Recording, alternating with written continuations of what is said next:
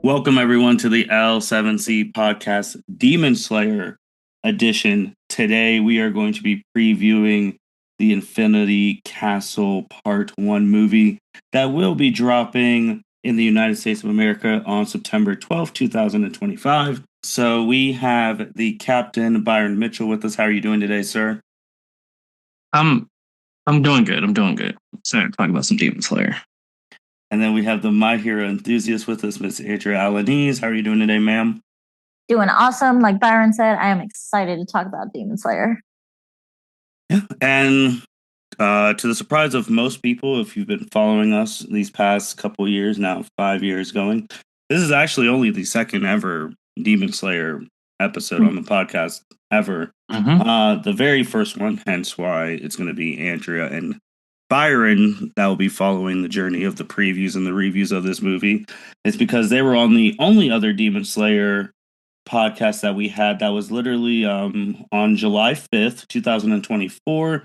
If you guys remember, that was literally the night season, the Hashira training arc ended, and it gave the big surprise reveal that the final seasons were going to be movies. We did an emergency podcast that night. It was our immediate reactions. That was, can't believe it's already been a year ago. And here we are now with the preview. Do you guys remember that podcast a year ago? I remember being like super, maybe not stressed out, but like super anxious about like what just happened at the end of the Hashira training arc, but then also being super excited that, hey, we're about to get 3 movies to finish the show. Andrew, how about yourself? So I remember doing it. Oddly enough, most of the time when I remember doing podcasts, I remember what was said from multiple different people, especially like on our Naruto podcast. But for some reason, I could not remember what we said during the emergency pod reacting to the news that Demon Slayer was going to turn itself, the end of its run, into a trilogy movie series. I did not remember. And so thank you for sending us the link, because I went ahead and re-listened to it, and it was slowly coming back to me, and I really enjoyed listening to it. I mean, this is a broken record. I've said it multiple times already that I don't listen to any podcasts that I've been on because I don't like listening to myself back. But I really enjoyed listening to that podcast. So if y'all haven't checked that one out, be sure to, because I found it really enjoyable. But yeah, no, I definitely did not remember, but I remember now because I just listened to it today. Yeah, and that one was actually one of the longer ones, especially that month of July. That podcast was an hour and 30 minutes. Yeah. So there was we talked about a lot of stuff. Initially, a lot of shock, especially with the last 2 episodes that went into the reveal at the end. And we were wondering when the movies were going to come out, and here we are, fast forward a year later, and the movies are going to be coming to this side of the world starting on the 12th. And let's just start off with some of these questions. We've all seen the trailers and whatnot. Start off with you, Andrea. On a scale of 1 to 10, what's your hype excitement level for this movie that's coming out as we're recording next week? Oh my God. Hype excitement level? Can I be cliche and just say like an 11, 12? Because I'm so excited. I am so excited. I'm also extra hyped for the fact that, of course, they were releasing tickets, being able to buy tickets early for the movies coming out on September 12th. And then I got the announcement a little late, but that they're doing like a pre-screening 3 days before. And San Antonio only has one movie theater doing it. So I was too late to hop on that early preview train. That was the only thing that dimmed my excitement a little bit because I was too late to hop on that. But I can't believe it's next week. Like I really can't believe it's already next week. Yeah. Byron, on a scale, what's your scale? What's your excitement, hype levels for the movie? Probably about 11, 12. I went ahead and requested the day off of work so I can go see the movie early. The last time I was excited about something and called the day off was when the Marvel Spider-Man 2 video game came out. And I was super excited about that. So I'm hyped. I'm hyped. Love it. Byron, just going to stay with you then. With hype comes expectations. What are your expectations for this movie? I'm trying to keep my expectations low, so I'm probably not going to be disappointed by the movie because I'm super hyped about it. But I'm trying to keep my expectations low. I know there's a couple fights that we're going to see, and I'm fine with those couple fights. Now, if they want to do like a end of Mugen Train where we get a surprise fight, I'm okay with that. But I'm keeping my expectations low. Andrew, how about yourself? So I also don't want to fall in that trap of being overly having too high of expectations because again, the last time I went and saw a Demon Slayer movie, it was Mugen Train, and we know what a like flash magical hype moment that all was, and part of the reason it was such because it was unexpected. Um, so I can't expect Mugen Train. I can expect to see a lot of the same things, like the level cinematography, the animation, the music choices, especially knowing that we're getting Lisa back. She did was it the first opening song for Demon Slayer, the first season? I'm excited to have her because she's a legend among anime intros, just in general. But I'm trying not to like. We're going to compare it to Mugen Train, but I'm trying not to like have that mindset when I walk into that movie theater. I was a little surprised that with the trailer we did get a peek into 2 fights happening. I figured maybe they would kind of they'd show us one and then have like Byron kind of mentioned more of a surprise one towards the end. Maybe they still are because we know these are not the only 2 fights freaking happening in these 3 movies. But I don't know. Like it, man, it's going to be awesome. I just know it's going to be awesome and I'm going to love it. I do need to hop on listening to that podcast. I reheard how excited I was to potentially watch it twice. So I do need to hop on the idea of getting a second set of tickets before we do the review podcast. So that way I can say I've watched it in sub and dub by the time we do the recording.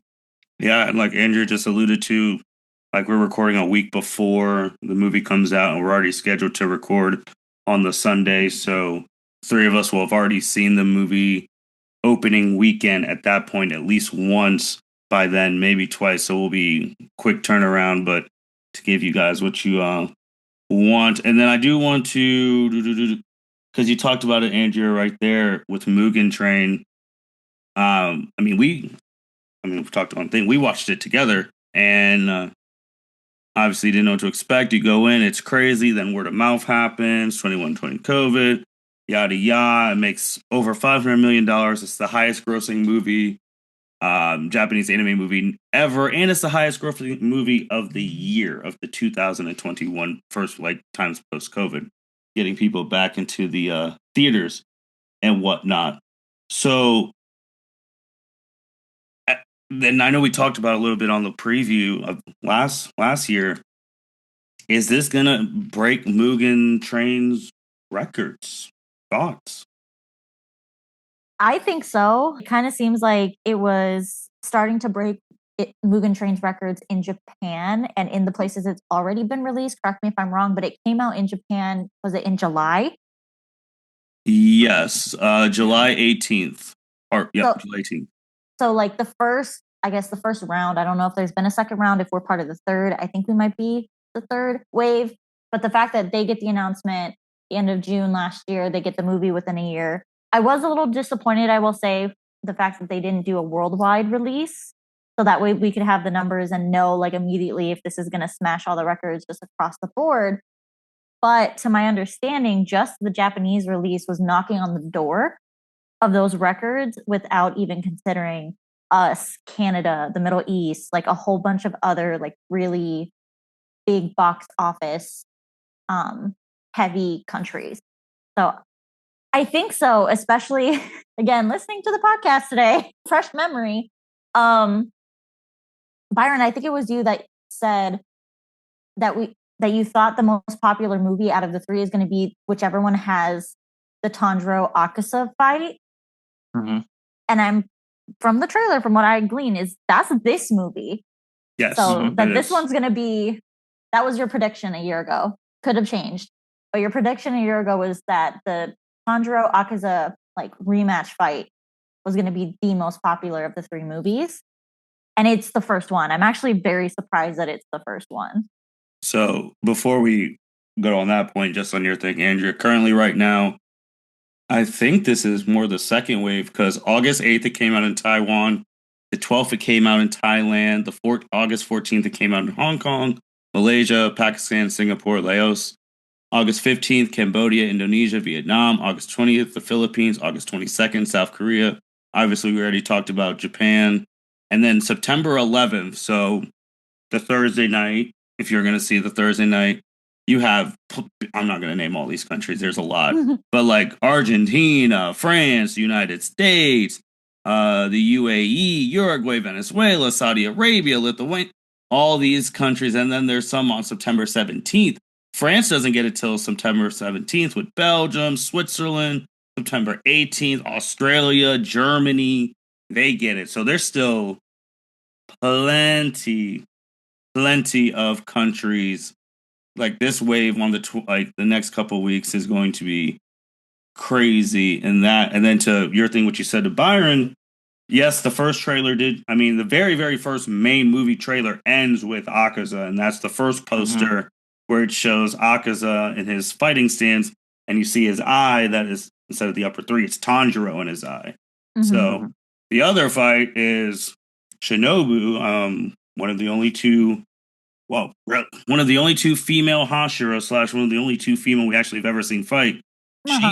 She is getting the fight of her life because she's not going against some random demon. She's going against upper rank 2. So to Andrea's thing, back to you, Byron. Now, how are you feeling with now those two fights and the rematch in the very first movie?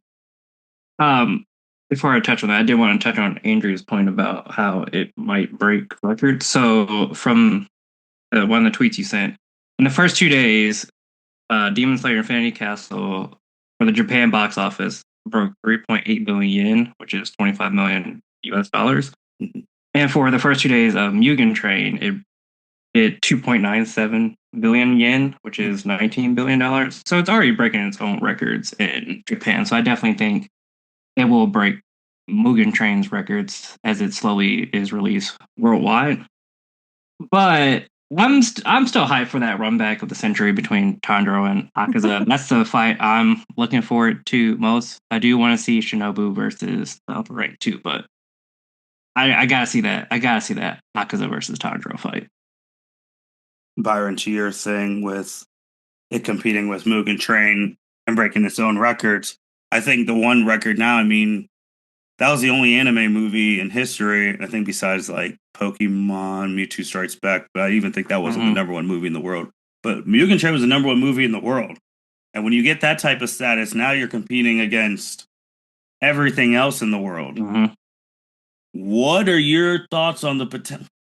What are the chances of Mugen Train being the number one movie of the world this year? Because there was some. Now you're going against Fantastic Four and Thunderbolts and Superman and F1 and the Mission Impossibles and all of that. What are your thoughts on that? I don't know if it'll be like the number one movie in the world because it going up against some big hitters, but like those hitters have been out since like early June, early July. I don't know which movies come out. Like if there's big releases coming out the weekend of Infinity Castle, I think it could potentially be the number one movie of that weekend for sure. Oh, it definitely will be that. I'm just mean like, will it end the year that? Because I know we brought it up on the preview. Do we think this movie has a shot to make $1 billion? because that's the benchmark. Because the two highest movies of 2025 are Nausea 2 and Lilo and Stitch, which both made $1 billion. Do we think Demon Slayer can do the unthinkable and be an animated movie that makes $1 billion in the box office? I think so. I personally think so, especially within the frame of reference to me of Lilo and Stitch, because I think there was a group of people more so around our age that had heard some of the changes that were made and we're kind of like, nah, we're gonna go ahead and sit this one out. Mm-hmm. And the fact that they still reached $1 billion to me is like, I think Infinity Castle could. I do. I hope so, because I think that would be amazing. But to your point about, or your question about like the number one movie in the world for this year, I think there were too many compounding factors in 2021 that helped kind of push Mugen Train up there, that I'm not sure would kind of have enough, that Infinity Castle would have enough oomph to put it past all of the movies you just mentioned. And I don't know if there's any more like mega blockbusters coming in the second half of this year either. So I don't think number one movie in the world, I'm not sure.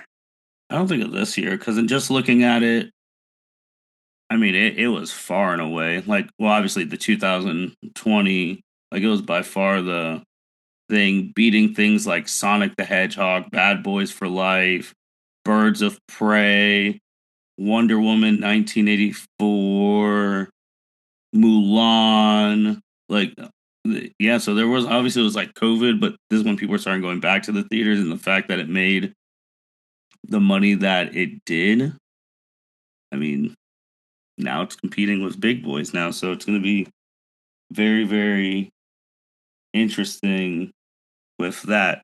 So I know Byron is excited about the run back with Pandro and Akaza. That's going to be pretty emotional. Who knows how they're going to do that, if they're going to show flashbacks before the fight, things like that. Andrew, what are you most excited for in this movie? I am definitely most excited for the Pandro Akaza rematch. But I'm also really, really excited to see how the fight with it's Doma, isn't it? Yep. Duoma, upper rank 2 fight against Shinobu, because yes, we've seen her fight, but we only saw her fight once, really. And it was definitely a matter of Shinobu knew she had the upper hand. She was definitely beating that demon no matter what, and she pulled the whole like, let's try to be friends, and we got introduced to that whole side of her. But this is a total reversal. She's about to go up against a demon who is second from the top, well, technically third, because Muzan's technically the number one. So third from the top, second from the upper rank 6, because there's only 6 at this point still, right? 6, 5, something like that. Anyway, I'm really excited to see how she handles that, especially as, again, she has a very unique fighting style. She's not strong enough to cut off a demon's head, so she uses poison. Is that poison going to be strong enough to kill upper rank 2? Like, is it going to be potent enough just from her like slicing him slightly, because she is quick?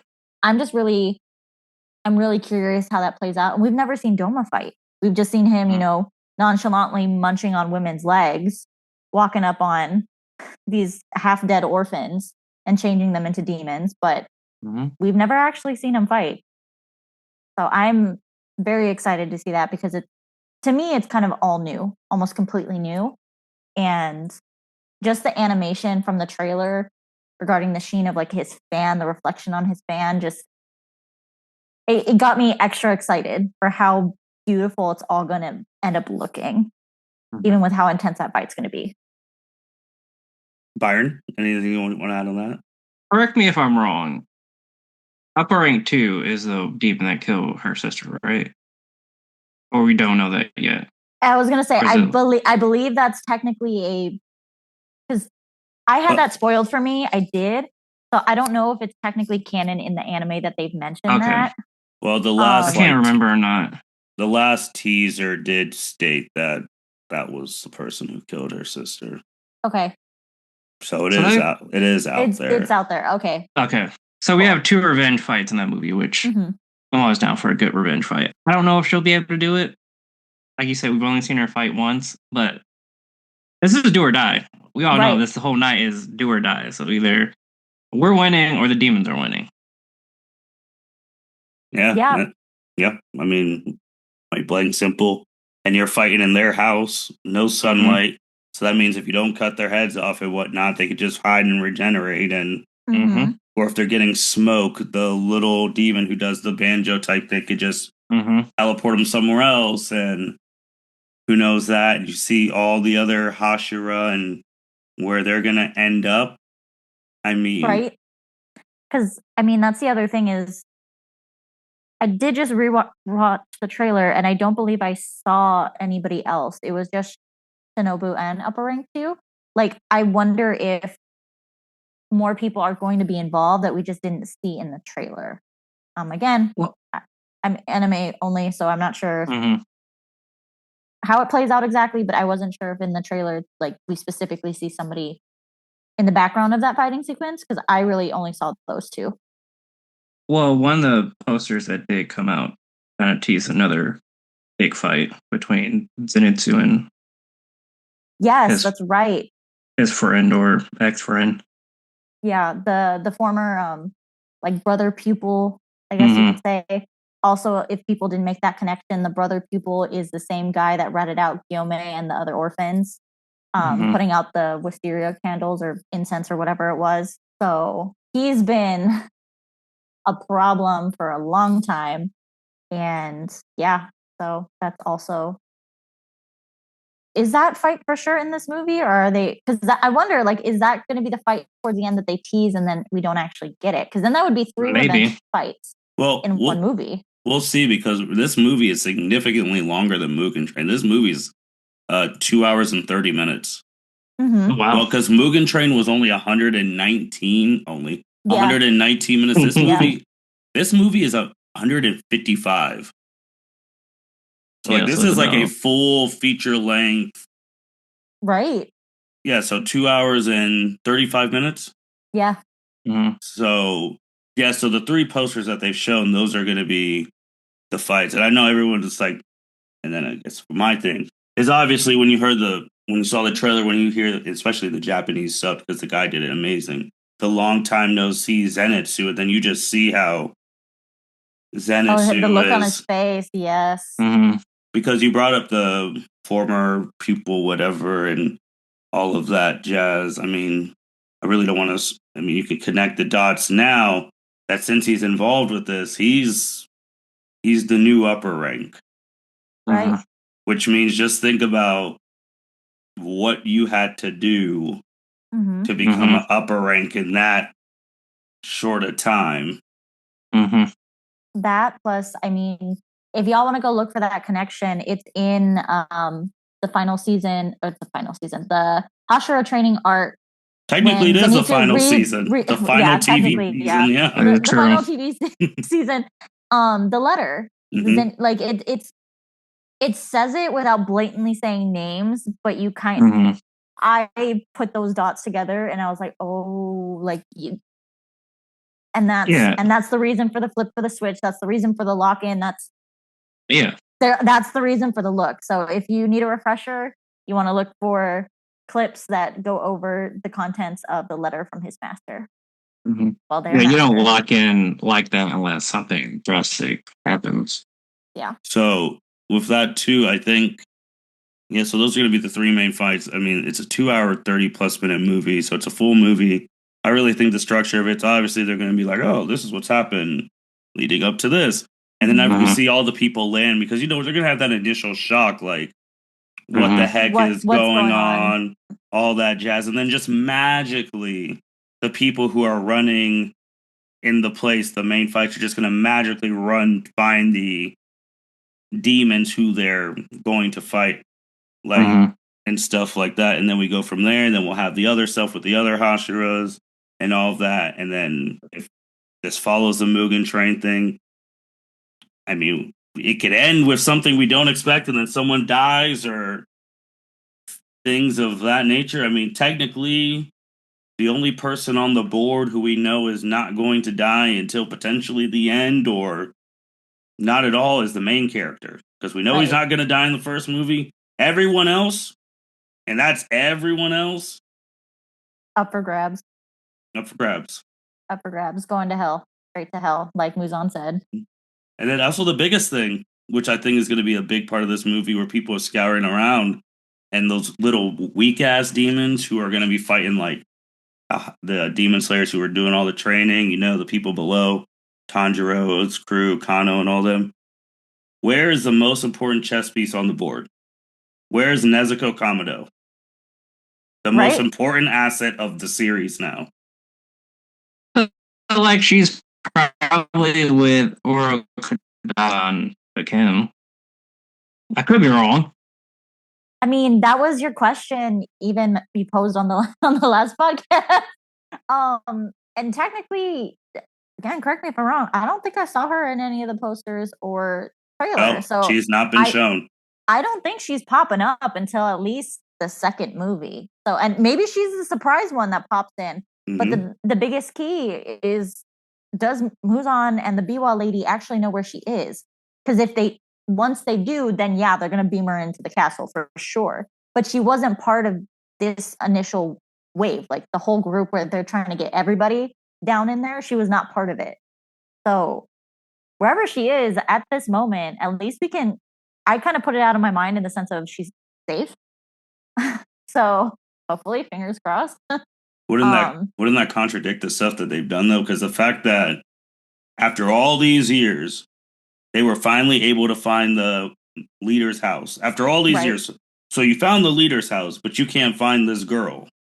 And it, like, you did everything. You mapped out the whole country and brought the entire corpse, because you said you are killing everyone in this night. Now, if the plan is they know where Nezuko's at and they just kept her in the living spot because they're going to kill all the demon slayers, then go get her. Because that's the thing too. Because that could be the strategy too. Like, hey, I mean, when Sanemi and the Serpent Hashira, they were talking like beginning of the season, they were like, yeah, the goal is Kamado's sister.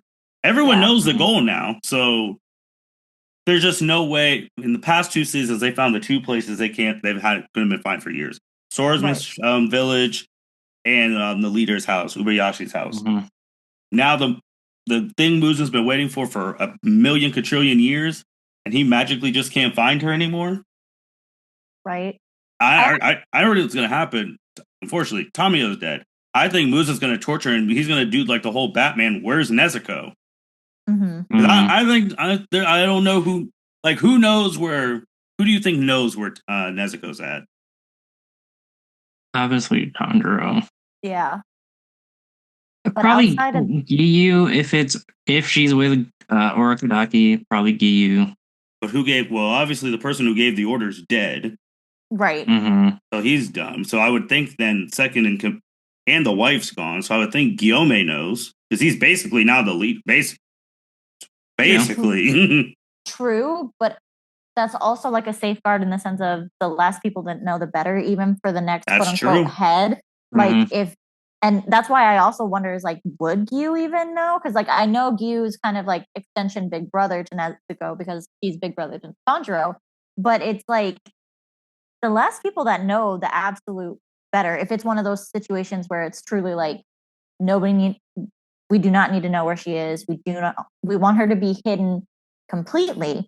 So other than whoever she's with, and Tanjiro is kind of the closed circle that I think that information is held by at this point. Because like you said, the leader and his wife are dead.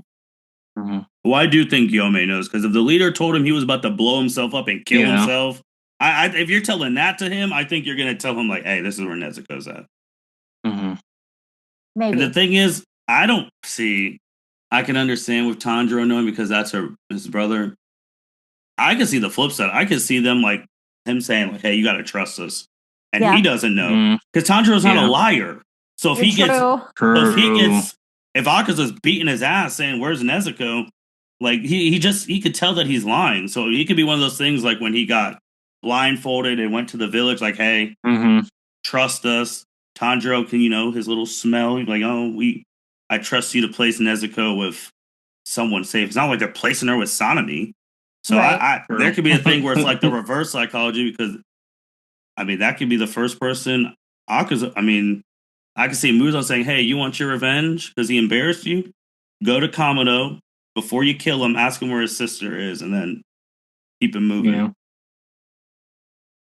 It could be reverse psychology. It could be he doesn't even know because if he doesn't know, then you really don't know who to ask. Right. Mhm. So that's the big piece, man. It's We'll see. We'll find out. I mean, we'll find out. because she is, no matter how many of the upper ranks or whatever they beat and how many Hashira die and things like that, if Muzan gets Nezuko in one of the three movies, it's over. Over. Long, short, sweet. He eats Nezuko, it is over. He's immortal and they can't kill him. Right. Yeah. I mean, What? not unless Tamayo or Shinobu still have more of that like demon to human juice that she like stuck in his heart with his hand. But now they're in his house Yeah. now. He has his little chemist set. He's probably gonna get that out and Oh man, not the chemist set. The one he like completely destroyed after like bitching at his subordinates. Yeah. They're in his house. Like that's the bad thing. They are there. There's no food for the Slayers. You're gonna be one night. Like Myron said, it's one night. Musen said he's killing every one of them. Mhm. Every Slayer, even the damn scrubs got pulled in. So there's gonna be a lot of death. Yeah. Yeah. So I mean, we'll see. And then now there's been some articles where, depending on how this movie goes, Oscar buzz. Yeah. That would be a Omega milestone, obviously for Demon Slayer, but for anime as a whole. Yes. And I think that's the thing that I'm most concerned about because the whole anime world is going to be watching this, and the fact that it's like, we all know it's not, but let's just say on the slight chance it underperforms, people are going to not be like, all right, we're never going to take the step and do movies ever again. Maybe Mugen was a flash in the pan, but I mean, if it does do what it does, let's just say it even gets nominated for an Oscar or something like that, then we're reaching a whole different territory. Because then maybe the anime after this are going to be like, well, now again we talked about in the preview, we can do a movie now for our ending. So it's wild. It's next week. Like the countdown is extremely serious. AMC, the theaters are going to have some cool popcorn bowls, things like that. This wasn't like because I don't remember the previous movies I went to the theater. I don't remember ever seeing a Mugen Train like preview in those movies. But movies I've gone to this year have had the Infinity Castle as like one of the previews, Awesome. which is wild. So Getting that hype going, stoking the hype train. I specifically I don't go to the movies all that often, but my biggest thing is when I saw the Japanese release and seeing all of the cool like popcorn buckets and all of that stuff. I'm a little disappointed in AMC's popcorn bucket. I'm not gonna lie, but their cups are really freaking cool. But I mean, the My Hero movies did not reach and have not reached the level of Mugen Train even since Mugen Train came out. But they even put forth kind of like the branded stuff.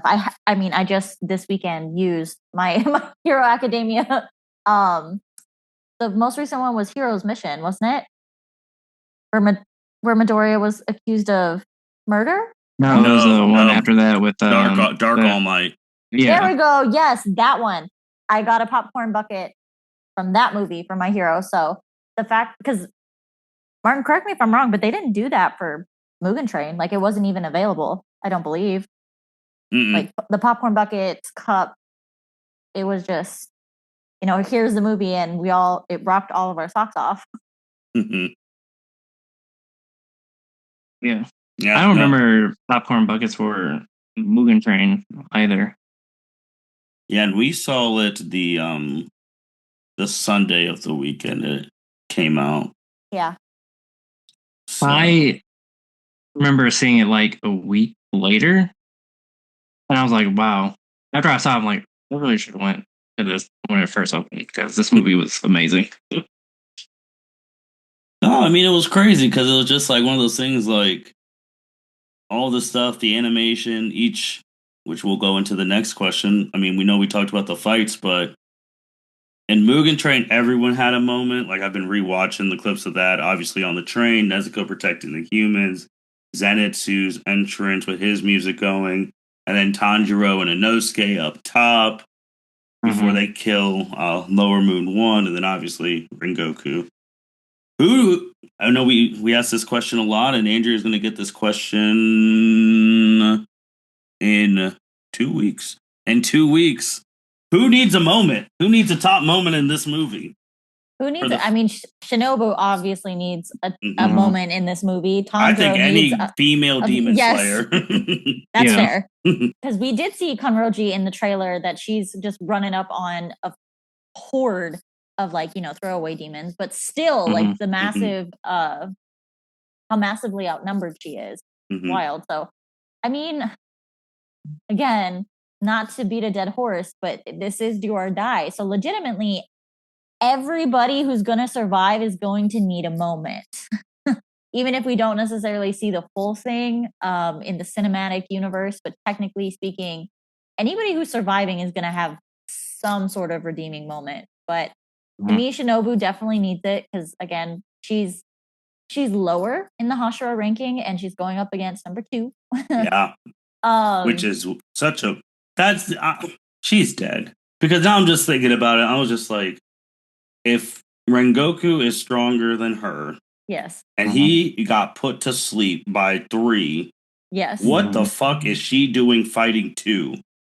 right. Like, if you're just doing like just the normal math, and Rengoku fought with his fucking heart, man, Yep. and he still Mhm. got a hole put through. So obviously, he tried to still cut his. I think if there's some ways they could have still killed Akaza, if things would be, but Well, whatever. and what's wild is I've actually had seen more discourse where people are talking about like, yeah, Akaza was just playing with him. Akaza could have put Rengoku down much faster with no fight if he was being serious. And it's like, yikes. Yeah, and now you're gonna see that against Tanjiro. We'll go back to that, but like just doing normal fourth grade math. If someone weaker than the person who Right. fought 3 is about to fight someone who was stronger than 3, that's no shot.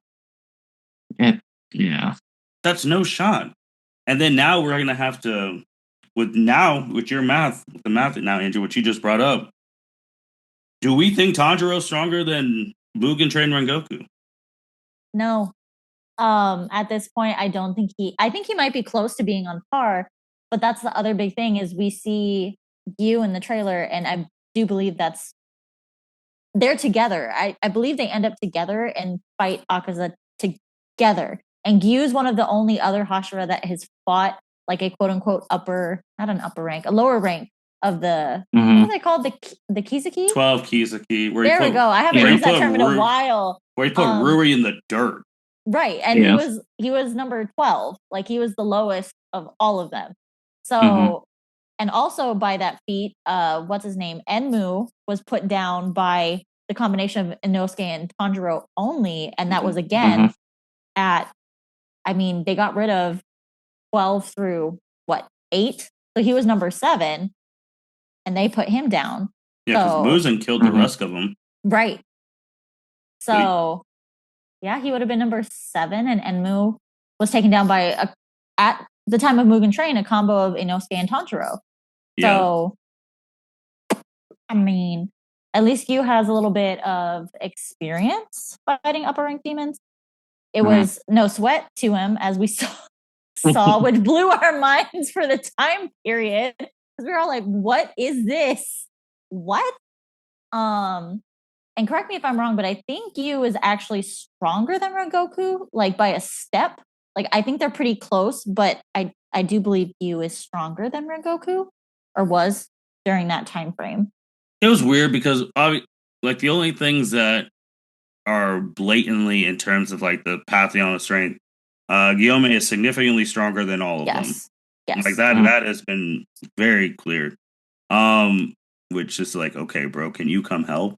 Like, Right, where have you been? I know you're blind, but after what we saw, we know you're not that like. Right. It's obvious who. I mean, he's probably going to be the strongest versus strongest at point, but I think with the thing, it's like, all right, so now Tanjiro, him and the boys, and Tengen and the wives, they had the death battle with Daki and Gyotaro. They had that death battle. Then he had the swordsmiths with Mist and Love. Had that death battle with those upper ranks. Then he had the whole Hashira train. The whole training arc was for all these people to get significantly stronger for this moment, these moments. So then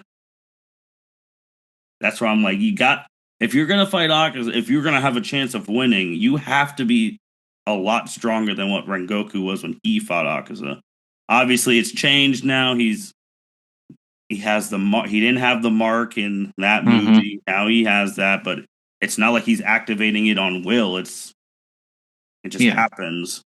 So Tanjiro, and it's been a while since he's had the main character upgraded boost power. So is this where Tanjiro gets like a new Hinokami Kagura form, or he knows how to turn on his mark on and off? Like, because he has to get they got to get some power ups. I feel like he will probably get a power up in this movie because he will need one before he goes off to face Muzan. I feel like you may get his mark as well while they're fighting against Akaza. Shinobu is definitely going to need her mark to fight Goma. Will she get it in time? That is the question. Yes, for sure. Because people, I mean, as Mugen Train taught us, no one is safe. They will make you love. They will make you love a character, and then they'll rip them away. Rip them away. No hesitation, and it's one of those things. Now it's like, damn. Even though they're gone, they're probably not a part of this. I wish the wives were here to help. I wish Tengen was there to help. Like, it's just. I mean, do you think Muzan took Tengen, even though he's retired? No, you don't think he did? No, brother. Do you see? I think it's now just like, man, you retired because you fought Daki and her brother. You are not up to snuff to fight these next big three. Sit your ass at home. I don't want you. Even now, you ain't a challenge. Speaking of that, because even though we were joking about it, but Serpent Hashira needs to show me some things because that man talks so much shit. You got to show me something. I've only seen you in training fights and you and Sanemi fighting scrubs. I need to like really see you like fight with the shit you talk. Yes. Right. I don't know. I'm still bitter about that. It was only upper rank only 6. And the first one and they you're beat gonna in retire? 100 years. Really? Like, bro, you should have been here sooner. Shut the fuck up. Like, he really should have. Like, I'm actually surprised Tengen didn't like hit him with that. Because, like, for real. Like, shut up. You cannot talk. You were not here for the fight. So shut your mouth. Like, disrespectful ass. Like, his only redeeming quality to me right now is the fact that he likes Kanroji and is nice to her. It's his only redeeming quality to me right now. Well, him and Son, we'll see. I mean, I think if I remember that first trailer, he's in that little thing too where she's about to fight. So they're going to be probably paired up together through the movie. And what do you see, man? I mean, I just want to see him really fight serious because I want to see if a new person from the regular corpse emerges, like to take the lead because they're going to be fighting scrubs. I mean, and I wonder if it's somebody we've already seen.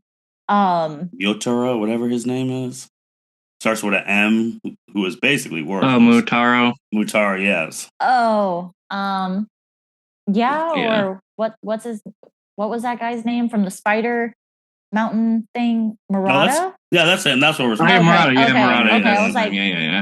Okay, yeah, Murata, because he was ranked higher than them when they showed up on that mountain, and he like low key held his own a little bit, and then of course they took care of the rest for sure.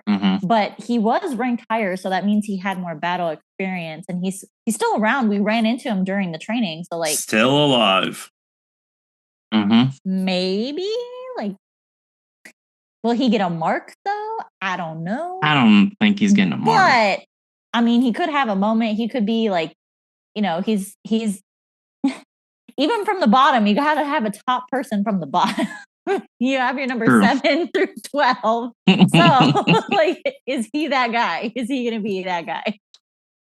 I think we may see Ginya do more because he has this weird ability where he could eat demons and gain their power, and he's about to have a whole house full of demons he can eat on. That's crazy. But is he going to hold that power back because his brother's in castle? in the room? Maybe. I mean, hey, like we said, do or die. You gotta go all out. I was gonna say this is life or death. Screw your brother for this one night. Well, also to be fair, he said "fuck you" first, so like, right. Tajiro had to pull up because he was about to stab him in the eye or something. Mm-hmm. Like, you're not my brother, so like, I mean, do or die. Just pop a couple demon chicken wings or something. Just come on. Take those powers. I'm worried about him running out of bullets. Yeah, true. You don't got a shop in here. You don't got a shop in here. Also, okay, you have enough bullets. Do you have enough gunpowder? Was that ever addressed? Like, does he just have a pouch of gunpowder with him, or is it just we kind of just let that go? We just kind of let it go. Like, okay. He came up with a sawed-off shotgun. We called it American breathing, and we just left it at that. Yeah. Oh, so the way it's looking, because I know we tried to guess it in the last thing, but now we know we're going to get those 3 main fights. Mm-hmm. Right now, obviously, it's 2 hours and 30 minutes. I don't think each fight's going to get 40-something minutes, but there's going to be a lot of surprises and things like that. The second movie, it's going to be whoever. It's probably all these people who are fighting in this movie are probably not fighting in the second movie because they're either going to be dead or recovering. Right. Or trying to get from place to place. Second movie is going to be U1. It's going to be upper rank 1. Yeah. We're hoping that 2 and 3 somehow die in this movie. If they don't die, then okay, that's bad.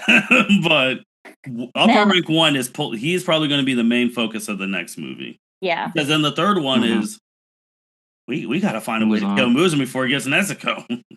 I'm also sitting here again, freshly listening to that other podcast. When are we going to get the Biwa lady? Is she just going to be like a footnote? They have to kill. She's priority number 2 besides Mugen. They have to kill her, right? Because anytime she could just teleport him wherever. Are they going to get to her in this movie, or is it going to be the other priority in the second movie? I can see it being priority in the second.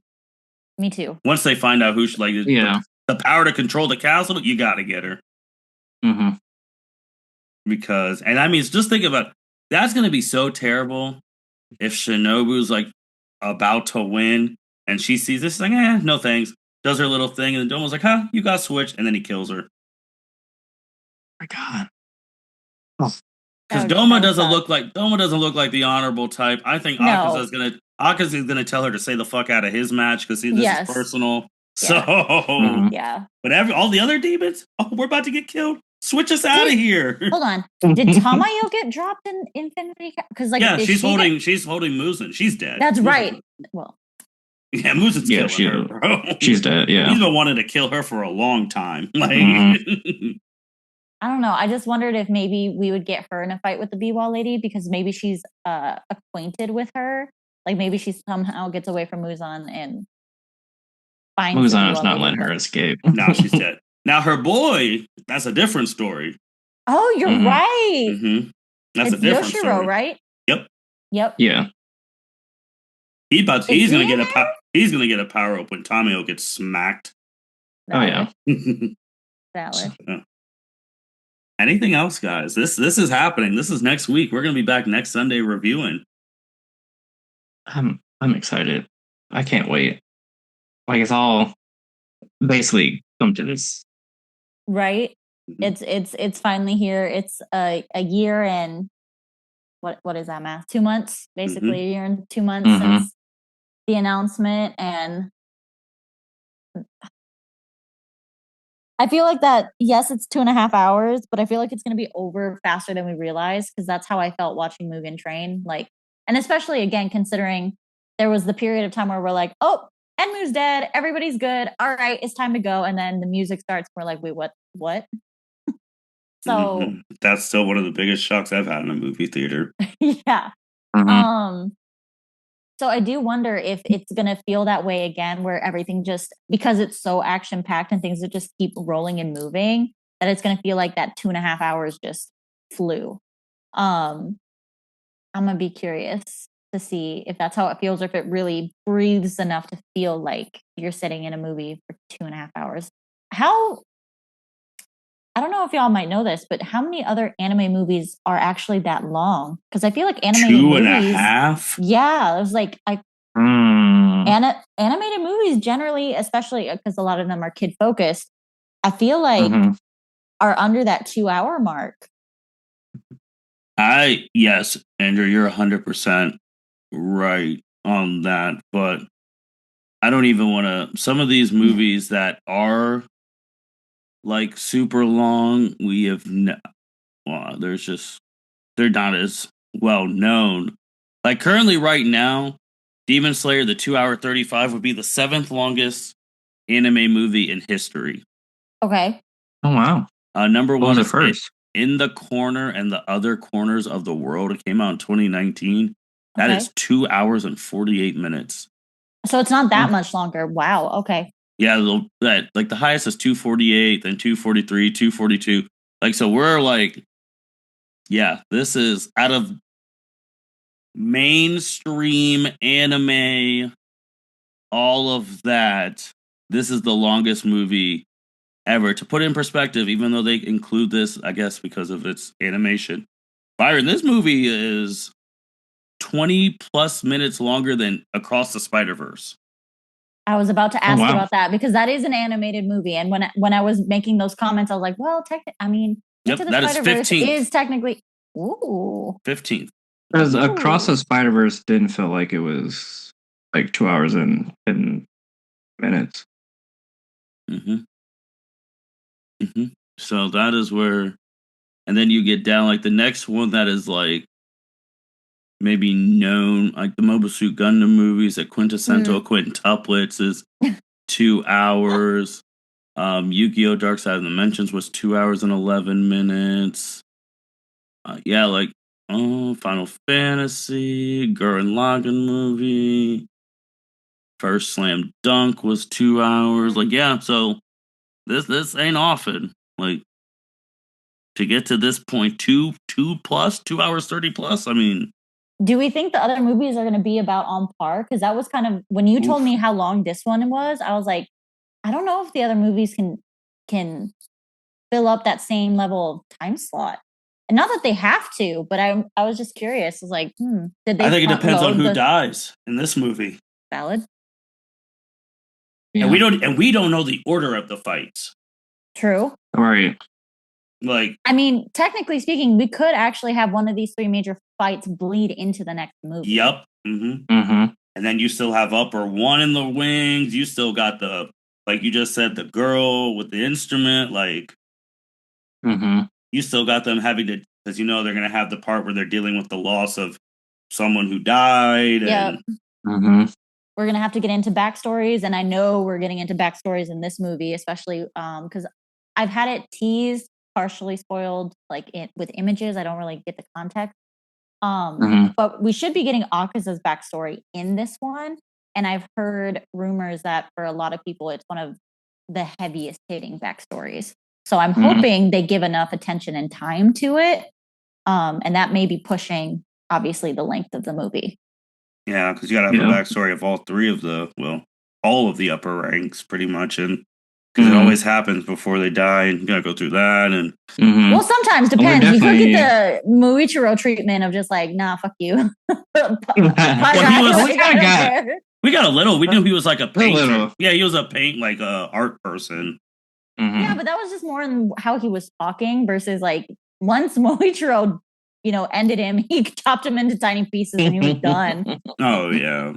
So we'll see. I mean, there's a lot that they're gonna have to do, and Byron, I'm actually kind of disappointed. You have not even brought up your favorite character. What's he going to be doing? Yeah, what's he doing in the first movie? I have no idea. But you know, there's going to be some hijinks where he probably moves his heart again so he doesn't die. I will say I have had that spoiled from Instagram for me, so I know he should have a part in this first movie. I won't say how, when, or where, but he does. That's funny how you brought up the heart thing. Still, I was just talking about that with someone. Entertainment District, man. The resistance to poison I could live with because of all the, like fungi and poisonous plants that he was probably trying to eat, built up a tolerance. Okay, cool. I can shift all of my internal organs. Yes, okay. And you can turn your bones into putty off, on and off, whatever. It's okay.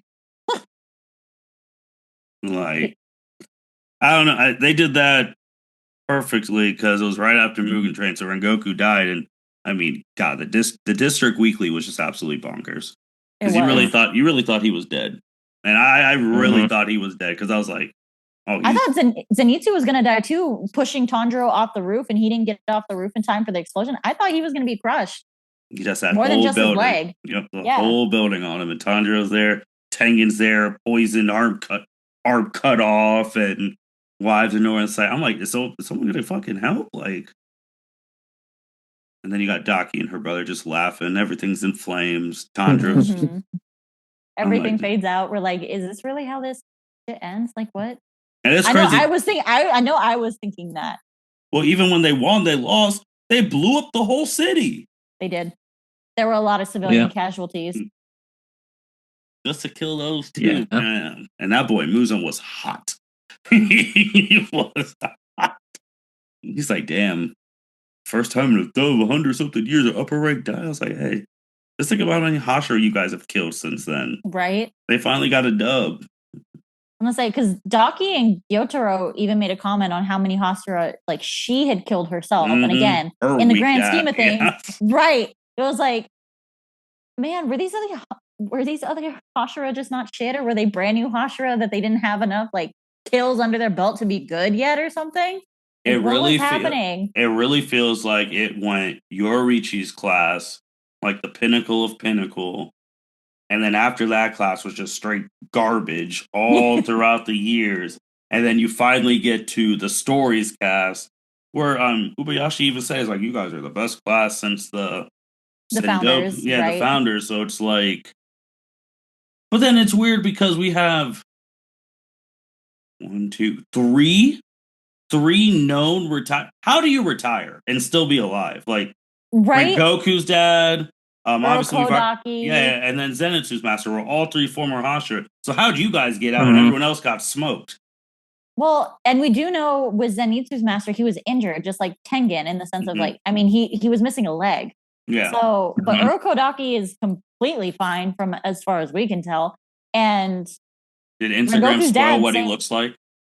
I did see that, and it was like, when they kept making comments about the kind face, I'm like, what? A kind face? What? And then I saw it, and I was like, oh yeah, for sure. I mean, I think a kind face can almost be a like low key nudging on like more of a baby face. First, like he's not very intimidating looking. Even though it won't happen, can you imagine the plot if they did? Let's just say if it was an anime only movie plot twist and really swerved all of us, and then Rengoku's dad pulls up on Akaza. Oh, can you imagine that twist if they decided to twist? Oh my god, that would be so cool. I mean, technically his only issue is that he's a drunk. Yes. So if he stops drinking or if he pulls a Rock Lee that he's got, drunken breathing type stuff, and he's just an awesome swordsman when he's drunk even, that would be really interesting. Although, well, I think he was the best one of his because he's the only one who knows about Hino Kagura, like sun breathing, who's alive. So the guy, I mean, just like you said, he's just a drunk. But could you imagine if, like, after all the shit him and Tanjiro went through, like when their thing, and if he pulled up to help him, like that would be, oh, that's just a plot twist. That would be amazing. That would be awesome. He's like, let me repent because I was a drunk and this is the demon who killed my son, blah, blah. And then, oh, he did ninth form. Let me show you the fire bleeding 10th form. And I'm like, oh my gosh. I feel like we'll see him though. I feel like his redemption thing's coming with the little Rengoku's little sweet brother. Maybe. And I do, correct me if I'm wrong, but I do believe it was kind of hinted at the fact that he retired, but he more so just kind of quit and walked away feeling like this fight is pointless. We're never going to win. And that's his, how he like left. He didn't get necessarily beaten or hurt. I guess his like will to fight essentially was extinguished. Oh, for some magic reason. It's probably because his crew kept getting smoked by Daki. Fair. Like, if you're getting killed by Daki, maybe you should really give it up. I mean, he is really young looking, so he's definitely like, if Urokodaki and Zenitsu's master were there at the same time, I feel like Rengoku's dad would have been on the come up as they were going out, because they are definitely not the same age group. No. We'll see, man. Anything else, guys? Again, this is next week.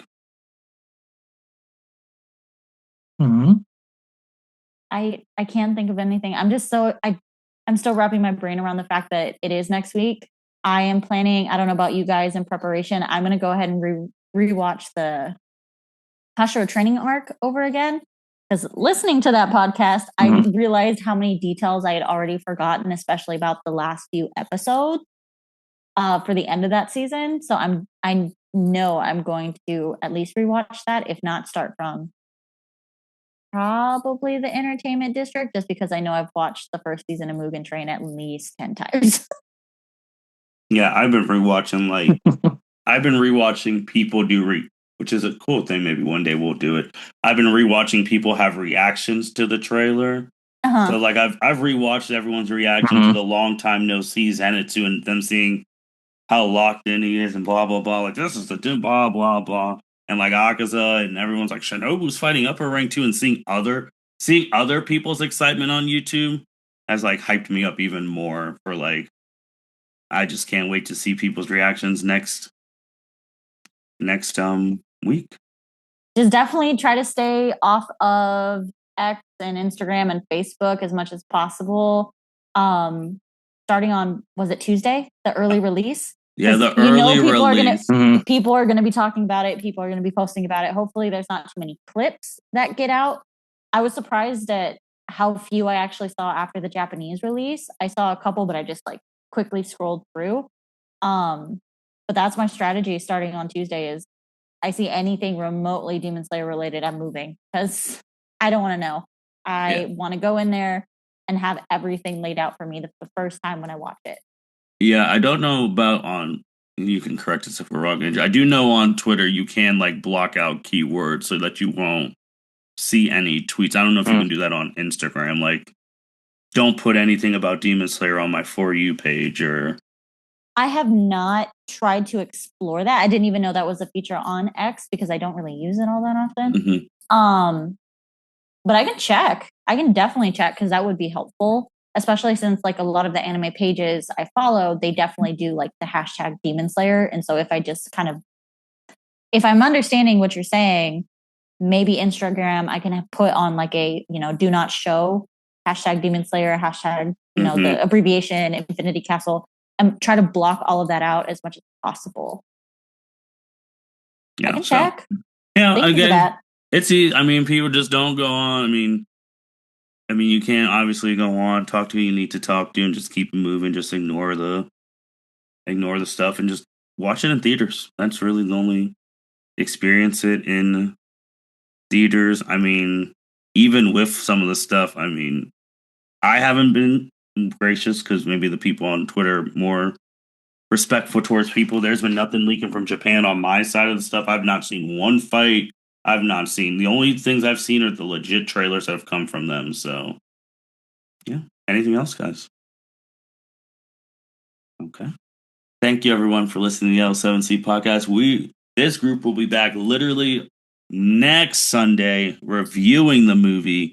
That one it will be spoiler warnings ahead because we'll be talking about the movie in its entirety. So spoiler. So when that time comes, don't listen to the review until you watch the movie as well, because we do not want to spoil you in any means. So we'll be back. The channel, the group will be doing some Demon Slayer stuff, some Demon Slayer video game stuff, some leading up to it, and maybe clipping up the preview we did, and until we get to next Friday. With that being said, L7C Podcast signing out. Thank you for listening to this episode of the L7C Podcast. Be sure to like, rate, review, and subscribe to the channel.